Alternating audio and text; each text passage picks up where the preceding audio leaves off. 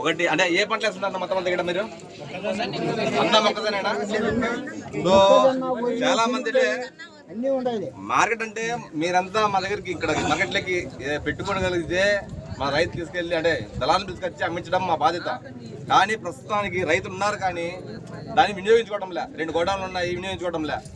మరొకటి మనం ఎక్కువ ఎరువులు వేయడం కారణంగా దళాలు కూడా రావడం లేదు. వాళ్ళు చెక్ చేసుకొని అదేది మన ఇదే కాదు తేమశాతం చెక్ చేస్తారు కదా, మాస్టర్ టెస్టింగ్ చేసుకొని తీసుకెళ్తారు.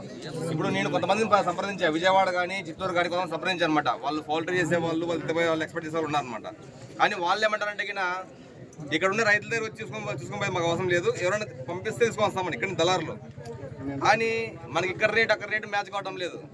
మీరు అంతా మనకి కరెక్ట్గా ఉంది అని కొంతమంది గ్రూప్గా వచ్చి మాకు అర్థంగా తీసుకురాగలిగిన వాళ్ళు ఒక రమ్మనగలం. మరి ఎవరైతే దళారులు ఉన్నారో అక్కడ లాంటి పౌల్ట్రీ వాళ్ళు ఉన్నారో వాళ్ళు పిలిపించి మీకు ఏ విధంగా వాళ్ళు సాగించగలరు అంటే మెయిన్ అంటే మనకి 1850 రూపాయలు ఏమో వెళ్తుందన్నారు ఈ మధ్యలో.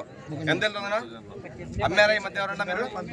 చాలా మంది సంప్రదించారు 1900 1850 ఇలా వెళ్తుందన్నారు. కానీ అక్కడికి వెళ్ళాలి 2000 2100 అట్లా వాళ్ళ దగ్గర వెళ్తుంది ట్రాన్స్పోర్టేషన్ కలుసుకొని. అంతా మొత్తం రైతులంతా పండించిన వాళ్ళు మన దగ్గరికి యాడ్లకి తీసుకురాగలిగి అక్కడ చేసుకోగలిగితే డైరెక్ట్గా వాళ్ళ నుంచినే ఏది మన కొంటారు కదా, చిత్తూరు వాళ్ళు ఎక్కువ కొంటున్నారు, చిత్తూరు విజయవాడ ఇటు సైడ్ వాళ్ళు కొంటున్నారు.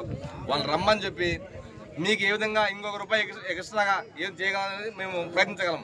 సో ఈ పరంగా ఎందుకంటే మీరు నిర్ణయించుకోవాలా. ప్రస్తుతానికి ఓన్లీ బుధవారం గొర్రెల సంత తప్ప ఏం జరగడం లేడా.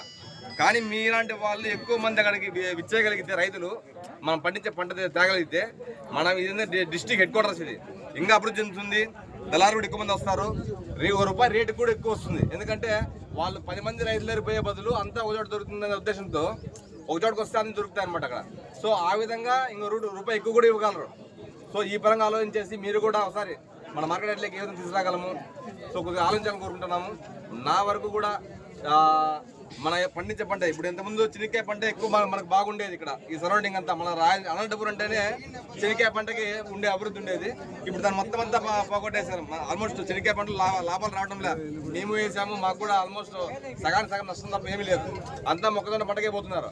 ఆ మొక్కజొన్న పంట కూడా అంత వేయడం కారణంగా ధర తగ్గుతుంది.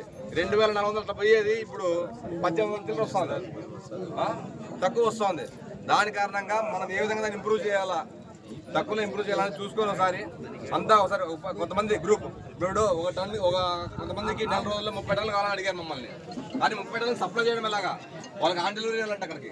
సో ఏ విధంగా చేయాలి ఒకసారి మీరంతా డిస్కస్ చేస్తే దాని పరంగా మనం చేయడానికి ఆలోచిస్తాం. దళాలను పిలుచుకొచ్చి ఎక్స్పోర్ట్ చేపిస్తాం. సో ఈ విధంగా మీరు కూడా అంటే ఇప్పుడు పంట వేయడానికి మీరు ఎరువులు తీసుకుంటున్నారు, ఆ పంట మీరు అమ్మిన తర్వాత